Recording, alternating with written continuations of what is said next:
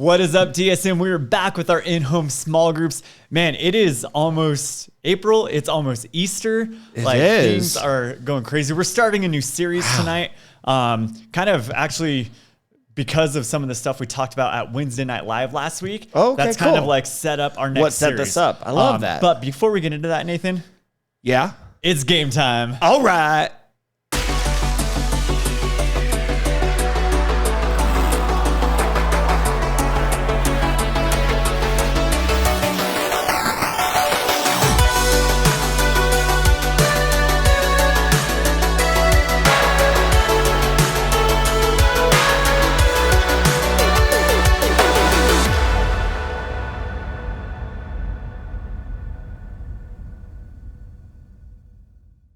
All right, today's game is called True or False Easter Edition. What's going to happen is there's going to be a question on the screen. We have to decide if it's true or if it's false. So play That's along really at home. easy. I know. Are we Super doing like 50-50. you take a little bit of time, give them a chance we'll to give you a couple get it. seconds to think about it, and we'll do like a countdown, and we'll just say true or false. Maybe a thumbs up, thumbs down. That makes it so you're we're not shouting over each other. I love that. I like that. So we'll do 3, 2, 1, and then we'll just give a thumb. Awesome. Ready? I'm ready. All right, here we go. The legend of the Easter Bunny has roots that begin in what? It should be began. That begin. Well, they begin there, but they don't end there. Oh, man. See, this is why we need someone else who can proofread all this stuff. Yeah, but would you have been able to fix this? Is this text or isn't it just a still image? Would have been a these big are just pain to fix JPEGs, it. Yeah. So. All right, never mind. Sprackensy Bunny. We'll stop Let's go. complaining about their typos, and instead, we're just going to say if it's true or false. I'm ready. Well, thumbs up, thumbs down. Thumbs up, thumbs down. I don't Which know one means which? I'm just kidding. Ready? 3, 2, 1. I think it's Okay, false. let's see what it is. It is true. The exact origin is unclear, but it seems to have come from German immigrants in the 1700s who settled into Pennsylvania. That's the dumbest thing I've ever heard. You just say that because you're wrong. Yep. All right, here we go. Number 2. Hot cross buns originally were made with the recipe involving pickles. Now, hot cross buns are an Easter thing? All right. Yeah, all right, I should. Apparently. Yeah. It's also the first song like you learn in elementary school. On how the to play on recorder? Yeah. Love it. You ready? I don't know. Yeah, ready. sure. All right, 3, 2, 1. I'm going false still. Yeah, it's Yeah. false. They're traditionally cinnamon fruit symbolize the crucifixion of Jesus. I didn't remember that they're about the crucifixion, but that's why they're cross buns. Cross They're not angry. Right. Matt, Yeah. what do you get when you stick a hairdryer down a rabbit hole? I don't know, Nathan. What? Hot cross bunnies. The next question. Here we go. The first chocolate Easter egg was made in 1873 in the UK. The first chocolate Easter egg. Ooh, 1870. Okay. Man. I mean, I got to guess. Ready? Yeah. 3, 2, 1. Yeah. Like Cadbury. Family-owned company called Fry's, who Darn sold it. chocolate drinks, came up with a way to make chocolate Easter. Wait, is that what it looked like there in the corner there? Wait, is that a cross with the egg? They're crucifying the eggs. I don't know what's happening. That's a weird. I don't understand what's happening in that picture. Me neither. We'll All move right. on. Ooh, Sweden Gandalf. has an Easter wizard and not an Easter bunny. And hopefully it's Gandalf. And hopefully it's Gandalf. Sweden has an Easter wizard and not a bunny. You're a wizard. Yo, wizard bunny. All right. You ready? Sure. I don't even have any good reason as why I'm going to choose what I'm going to choose. It's 100% guess right here. All right, perfect. All right, 3, 2, 1. Let's see. Yes. They do have a legend of Easter witches, though. So it's like they dress up and go door to door looking for treats. They get Halloween twice. And Easter. Man. Well, and they're 6 doing months it. apart, so that's like perfect timing. Yeah, we're doing it wrong, guys. Maybe we should All right. combine the two. I'm looking at her costume. Yeah. She's the happiest witch I've ever seen. Aww. Love it. All right. True or false, Easter usually sells more pieces of candy than are sold at Halloween. If you guys remember, I think we did a Halloween trivia thing, and I think the amount of candy sold was one of the questions we did last October. So if you want to get this question right, pause the video, go back and watch all of our videos from last October and see if there's a game there with a question that might help you. But you still don't know how much is in Easter. Oh, that's a good point. All right, then let's just take a random guess. Okay. 3, 2, 1. Yeah, Easter sells so much candy. False.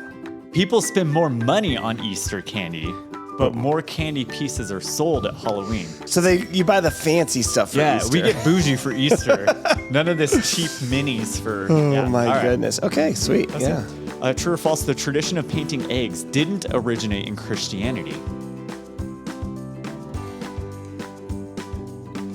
That's worded in a weird way. Of what we do that did not originate. False is saying it did originate in Christianity, and true is saying it did not originate in Christianity. That is weirdly worded. You are correct. Okay. Oh, I don't know. I should know this. All right. So wait, true says it didn't. False says it did. Yes. That's the way I'm interpreting this. Okay. All right. 3, 2, 1. Oh, we chose differently. Yes. It's like Slavic in origin. 13th century Christians. It almost seemed like too obvious, and so I was trying to go counter what I thought it was maybe wanting me to do. Have I gotten any wrong yet? I don't know. Me neither. I have not been paying attention. Someone check the score. Below. It's down below. True or false? The New York City Easter Parade originally was started by people showing off their clothes. Oh goodness! There's a New York City Easter Parade. Yeah. First of all, New York City has a parade for everything. That's true. Because they had a Macy's Thanksgiving Day. They had the Thanksgiving one. They had a St. Patrick's Day parade. I thought, wasn't it there? There's another city that's got a more famous St. Patrick's Day parade, though. Well, Boston, maybe. Which city dyes their river that runs through the middle of the city green? Right, that's what I was thinking. Philadelphia, maybe. Chicago. I think it's Chicago. What if that's a question on here? About St. Patrick's Day? That'd be weird for Easter. Okay. I'm ready. Wait. I'm ready. Sure. 3, 2, 1. It seems like something New York would do, Nathan. I know. I'm really bad at this game. Rich people would stroll out of church on Easter wearing nice outfits, and average citizens lined up to watch. That's ridiculous. Oh my goodness. Okay, so guys, Easter is April 9th this year. Come to Discovery Fellowship Church, celebrate the resurrection of Jesus with us. Look drippy, right? Get your fit on. Look drippy. Wait, that's good, right? Yeah, this is a good thing. Okay, you're going to dress up as nice drippy. as you can. And then when we're done, we're just going to walk through the parking lot together, everyone who looks good, and we'll see if anyone watches us. Does that sound cool? Yeah, and if you don't look drippy, come in your average clothes, you can watch. You can be the average citizen lining up to watch us. Because nothing says good church service like separating out people by what they are wearing. New York, man, you crazy. For more than one reason. All right, next question. Every Monday after Easter, people roll eggs on the White House lawn. What does that mean? They like bowling? Yeah. Now, what's really funny is if it didn't say after Easter. Every Monday. I think that would be a more fun time. And then which president started this tradition? Taft. Okay, so are these raw eggs? Are these the hard-boiled They're eggs? hard-boiled so that they don't make as much of a mess. And we're just rolling them out on the lawn. Yeah. That's the dumbest thing I've ever heard. And it sounds like something our government would spend money doing. So 3, 2, 1. I know, I'm going to say true also. Yay, it's the White House egg roll. It began in 1878. Holy cow. Okay, hang on a minute. Tax dollars hard at work. Hang on a second. Yeah. Hey, Siri. Who was the U.S. president in 1878? Hayes.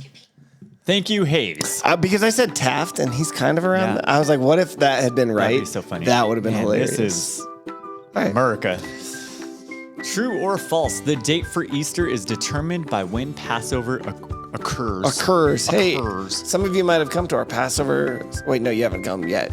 You're coming to our Passover. This Sunday night. It's this upcoming Sunday. Yeah, the second fun. Rabbi Jack's in town. He's going to be leading this. We're going to have a plate in front of us that looks very similar to what's on the screen. Yeah. But then we're also going to have real food. Exactly. That's what I love about it. It's so good. All right. 3, 2, 1. True. What? Actually, I knew that. Man, but why? I feel so dumb right now. All right. Shouldn't Passover always sync up because they celebrated the Passover on Good Friday? It sometimes doesn't sync up. Then we're doing it our wrong. Modern day Easter celebration. We're doing it wrong. Yeah. We're doing it wrong, guys. Love it. Wow, we both missed that one. I think that's my first miss. Is that my first miss? I don't know. All right. Before candy and eggs, people used to give each other rabbits as Easter presents. Oh my goodness. All right. Who wants a bunch of rabbits? You will get a bunch of rabbits. You guys have guinea pigs. I know, it's basically the same thing. Basically the same thing. No. Pigs are, well, they're rodents. Pigs. They're still better than rabbits. Aren't they all rodents? Rabbits aren't rodents. I want to shoot them. All right. Our producer in the room says they are. That rabbits are rodents. Yep. Weird. Okay. All right. Wait, we have to say true or false before I move forward with the slide. Okay, I'm ready. Yeah. 3, 2, 1. I say true. Oh. If you do want to give someone a rabbit, try something more practical. What? What does that Dumbest even thing mean? I've ever heard. Who made this game? Oh my goodness. Oh, we got more. There's more questions. Chocolate Most people who eat chocolate bunnies eat the tails first. No, I think you bite off the ear. You just gave away the answer. Look at the picture, man. I know. I think that too. I thought Who no. bites the tail of the bunny? is It's like gonna- a little. That's hard to do. That's just I don't get it. weird. All right. I just gave you guys a freebie. At least what I'm Maybe. gonna say. That's what I'm gonna say too. So Most people who eat, yeah. So 3, 2, 1. Nah, you go for the tail or the ear. I mean, yeah, they only 59. 59% though. Well, they I only wanna surveyed I want to find someone 28,000. who just like takes it just right in the middle. Just takes it. They're probably 4.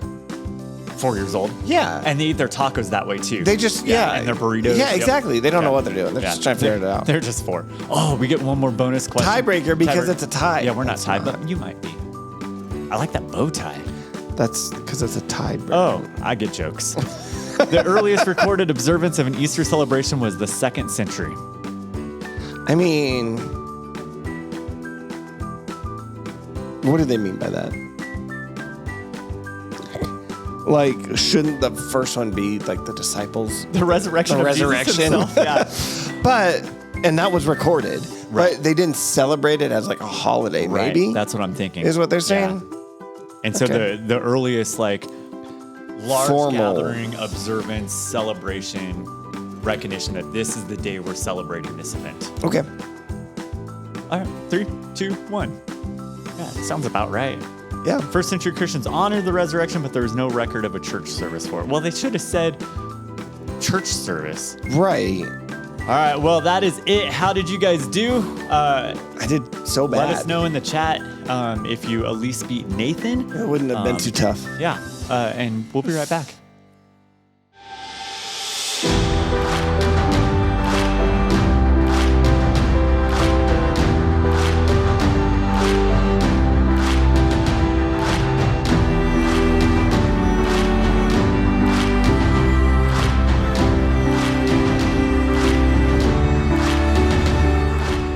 All right, we're back and we're starting a new series. I love it. If you missed out on Wednesday Night Live last week, we brought all of our leaders up on stage and kind of had this panel where we gave you students an opportunity to ask some questions. Now, I know we didn't get through very many. You guys had some incredible questions. Yeah, but we could have probably wanted- kept going. It was like it was a lot we of could have fun. done that for days. But we want to continue that in this next series. So we're in this new series called I Have Questions, because if we're honest, we all have questions about lots of different things. So in this series, we're gonna take a look at some of life's most like difficult I questions. love it. Will we as humans ever live on other planets? You know what? So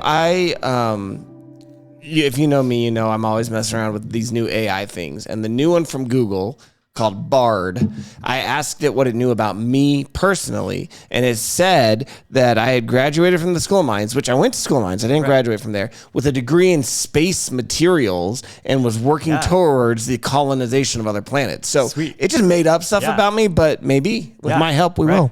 Another one of life's most important questions that we're going to answer in this series is there a hack to decrease wait times at amusement parks? Yeah, pay money for whatever their stupid subscription thing is. That is true. How about this question? Why is pizza just so good? Seriously, even bad pizza is still usually pretty good. Right. Like, you know when Little Caesars get a hot and ready? It's not good pizza, but it's still good. It's weird. It's really weird. All right, but seriously, there are other like actual serious questions that we have. And a lot of times, like for me, when I start to think through some of these questions, it inspires my imagination, right? It makes me wonder about what the answer could be. But then sometimes like I feel stuck. I feel confused. I hate that feeling. Have you ever been stuck on like an exam question, Nathan? Yeah, in the college level, Calculus 2, I remember taking a test, and it was just like, it's the dumbest thing. It was like one of the finals, and there was like 5 questions on it, but they were like Calculus 2 questions, and they were tough, and just this sinking feeling of dread. Yeah. As I got this, I'm like, I'm stuck on this one. All right, I'm going to go to the next one. I'll come back to this one. And then just one question after another being like, I am going to fail this test. Yeah. Like, have you ever taken a test and known within a few minutes, I'm going to fail this test? Yep. I think after like halfway through, I just gave up and just turned it in. I was like, there's no way I'm doing this. And that's why I didn't graduate from mines. Not that, but I'm just not good at math. That's why we aren't going to colonize other planets, because of that test right there. That test right there. How about, have you ever felt like stuck or confused as it relates to some of the big problems in our world? Things like world hunger or violence and war, natural disasters, homelessness, addictions, like all those big things that like plague us. Right. And when you think about it, it's almost too much. Like, you're like, there's no way. How can I, just one person, stop the war in Ukraine? Right? Unless I'm Tony Stark and I've got an Iron Man suit and some robots, what am I going to do about it? Maybe I should ask Bard about me personally, but like give it some prying, like leading questions that will make it say, well, Matt, you're the one who's going to be Tony Stark. Can we maybe get it to build like an arc reactor with scraps in a cave and like... All right, we're going to refocus a little bit. We are squirrel brain today. I'm sorry. I think a lot of times, like some of these questions, especially like those big problems in our world, they lead me to start to ask questions about God. Right. Right. When I see the hurt, the pain and suffering. In fact, that was one of the questions we had last week, is like when that trauma affects my life, like, and I have this anger or this doubt towards God, right? Like, sometimes though, when that happens, I feel like we stifle that doubt. Because, well, I'm not allowed to have that question of, well, where's God in this situation, right? I'm not allowed to question God. Oh, man. And so, like, I just, like, shove all those thoughts and feelings deep down. And that can lead to other problems. Probably. Yeah, it's not a good idea to do that. So when people are hurting, where is God? That's the question that I want us to kind of ponder a little bit tonight. Yeah, that's like the oldest question in the world. I mean, they even have a fancy term for it. It's called theodicy, right? It's like, how does God allow, or, sometimes it'll be phrased like, why do good things happen to bad people? Or how is there so much evil in the world? And oftentimes it's presented in the modern world from like the more atheist communities who are vocal as like, see, there's no way that God can exist because there's evil in the world. And it's like, yeah, we understand. This question goes like, this is not a new question. Yeah. It's not one of those gotcha Christians. Like we never thought about this before. Like this has gone on since humans have lived. You go back to like the book of Job. We start to see this and even further. Well, so we're going to be looking at a story in the Bible tonight that might give us reason to ask the question, well, where is God? So there's a story in the Bible, in the Old Testament, about this young woman named Esther. Maybe you've heard her story before. It's a story of like bravery and sacrifice, and that's true. But there's another layer to this story that I want us to look at today. So as we get to it, Nathan's looking it up in Esther chapter 4. Be thinking about the question, where is God? So when we meet up with Esther, she's this young girl. She's been chosen to become queen of Persia. She was a Jew, but most of the people around her didn't know that about her. They didn't know her heritage there. The king of Persia, when he chose Esther to be his wife, did not know that about her. Interesting. And there was one of his advisors, the king's advisors, named Haman. And he was like this racist political leader plotting this mass execution of every Jew in the kingdom. Wow. We've seen that in our modern world as well. Yes. Another guy whose name started with H. Interesting. Weird. If your name starts with H, I'm sorry. Oh my goodness, stop that.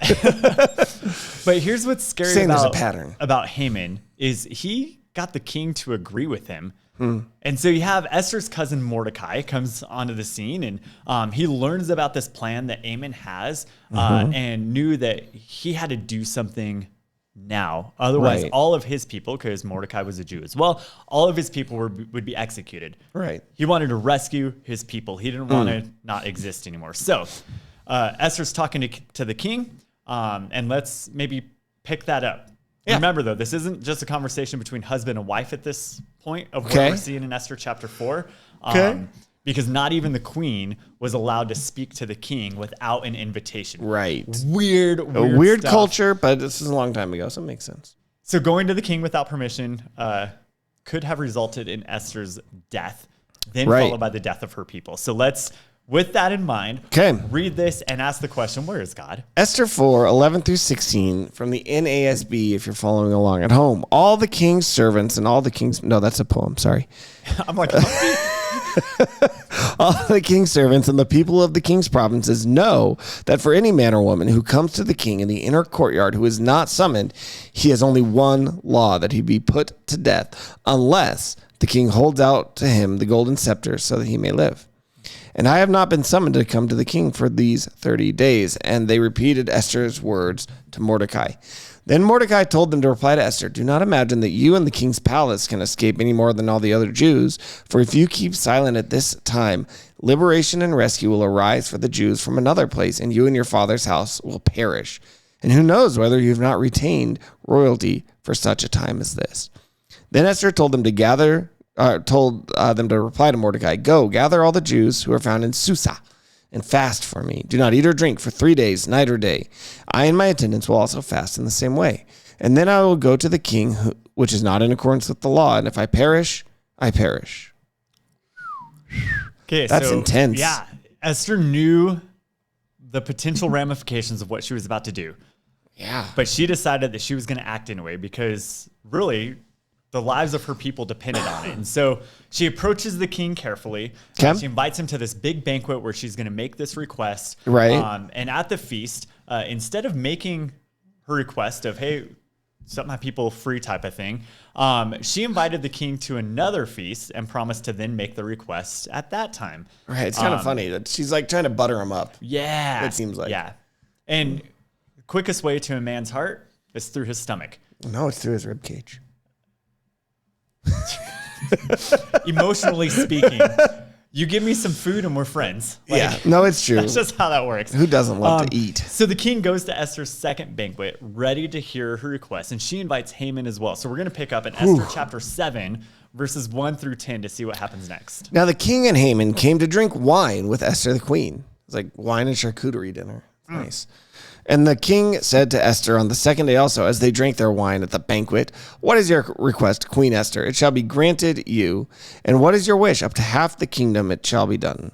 Then Queen Esther replied, if I have found favor in your sight, O king, and if it pleases the king, let my life be given me as my request, and my people as my wish.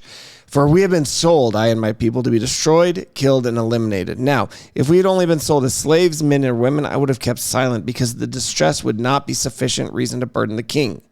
Then King Ahasuerus, or Xerxes, depending on your translation, asked Queen Esther, who is he and where is he? Who would presume to do such a thing? And Esther said, a foe and an enemy is this wicked Haman. Then Haman became terrified before the king and queen. Then the king got up in his anger from drinking wine and went into the palace garden, but Haman stayed to beg for his life from Queen Esther, for he saw that harm had been determined against him by the king. Now when the king returned from the palace garden into the place where they had been drinking wine, Haman was falling on the couch where Esther was. Then the king said, will he even assault the queen with me in the house?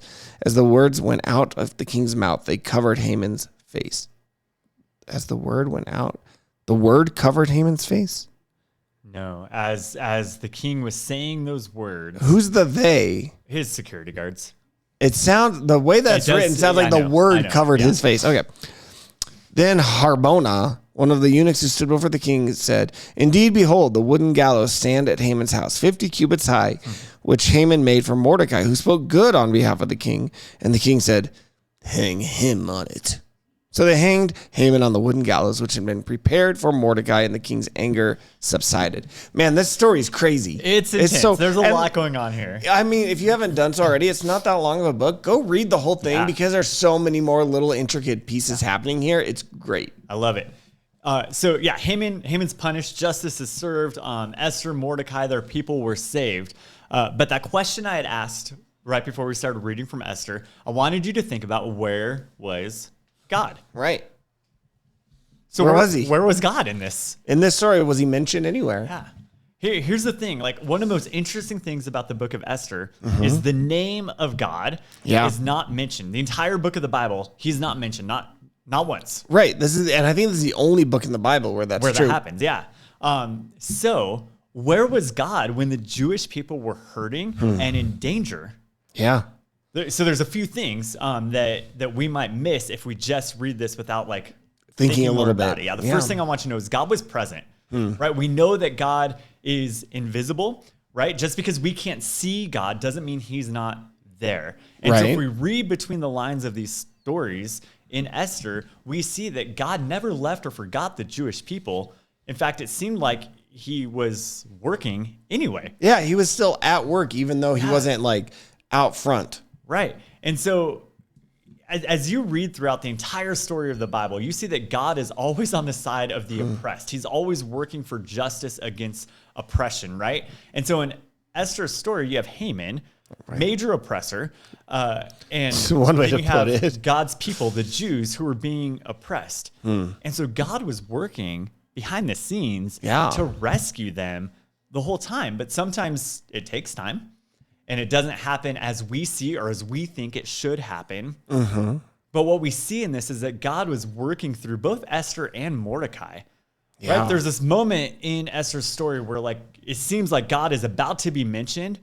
Right? Mordecai is telling Esther what she has to do, and she asks Mordecai and her people to pray for her. Yep. And God answers those prayers. God gave her guidance and strength because she was frightened. She knew she was about to die. She didn't want to do this. Right. She was telling her people to go tell Mordecai, you know what happens if I do I go and approach a king, I'm going to die. Well, you're going to die anyway if you do nothing. You might as well try. Right. And so God heard the cries of the people. Esther could have never done this on her own and in her own strength. God was working through her. In fact, Mordecai even said, who knows, you might be in this position for such a time as this. God put her in this position for such a time as this, right? And so when the bad stuff happens and we ask the question, well, where is God in the midst of this suffering? He's there. Yeah, he's awesome. Working the entire time. He gave Esther courage in this threatening situation. Yeah. He really, he protected her from the potential death before the king. Really gave her some like creativity in solving this problem because the way she approached this whole thing, let me just throw a feast, butter and bubble. Let me throw another feast. Bring in the guy who's actually gonna, make him think like, oh yeah, I'm being honored with this lovely feast. I know, here. Right? Like it's a great story. Yeah, this would be a good movie. I feel like they've made this whole story. Yeah. So if you've checked out our podcast about bad Christian movies, this one wasn't the worst. I've seen much worse. This one was okay. At least it had somewhat of a decent budget. Nice. I think it's just called Esther. Here's what's interesting about Esther and this story is we don't see God telling Esther exactly what she should do, right? Like as far as we know, God isn't speaking to her in some miraculous way, giving her this plan, but it seems like Esther still knew what God wanted her to do, right? Like God's directions were still clear to her. When you see someone in need, help them. Jesus actually said the same thing when he was on earth. And a long time after Esther, there was one of Jesus' disciples, John, and he was writing to Jesus' followers in one of his 3 letters there, 1 John, chapter 3. And so when we ask the question, where is God when people are hurting? Let's maybe see if we can get some more insight from 1 John. So in 1 John 3:17-18, it says this, but whoever has worldly goods and sees his brother or sister in need and closes his heart against him, how does the love of God remain in him? Little children, let's not love with word or with tongue, but in deed and truth. Wow. That's good, right? That's great. Like it's not enough just to say, yeah, I love someone, or yeah, I feel for your suffering and your hurt and your pain. Yeah. Right? We're commanded in scripture to do something about it. Yeah, it says the same thing in James. It says, if you just say, hey, you're in need, and you say, well, good luck with that. God loves you, and move on. Like, what have you done? Nothing. Right. Like it's worthless. Your words are literally worthless in that situation. Right. Right. And so when people are hurting, and we want to ask the question, where is God? What was true for Esther is still true for us today. God is working Yeah. God is present. Yeah. And God's calling you to get to work too, right? God called Esther to get to work. And God says, you go and do something. Like God is going to use you. That's how he's working. That's great. Right? It's not necessarily this big miraculous thing that happens. Right. It's these small steps of obedience that God is using every single day when people are hurting and broken. And so I want to encourage you and challenge you with that, right? So like when you see people around you hurting, don't just stop and ask the question, where is God? Right. Stop and ask the question, God, what can I do? Right. So you guys are going to talk about this a little bit more in your groups tonight. Maybe brainstorm some ideas. And maybe this week, go out of your way to do something for someone else who is hurting or suffering. Now, as always, as we bring it to a close, if you haven't done so already, make sure you like and subscribe. You don't want to miss anything. Follow us on all of our social media. And this is a new series, and so we've got a new Bible plan as well. So check the comments below. Make sure you join in on that. It was really fun on the last one, and we'll see you next week. Bye.